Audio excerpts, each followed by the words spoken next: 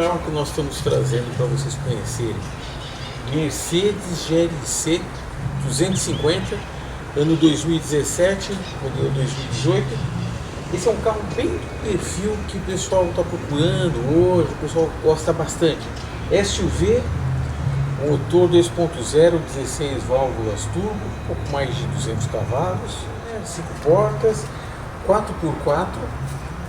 E a partir de agora vocês vão poder conhecer um pouco mais do carro, quais são as facilidades, quais são as dificuldades de ter um carro desses, quem são os fornecedores de peças e serviços para esse tipo de Mercedes. Acompanhe e conheça tudo sobre essa plataforma C253 e X253 da Mercedes.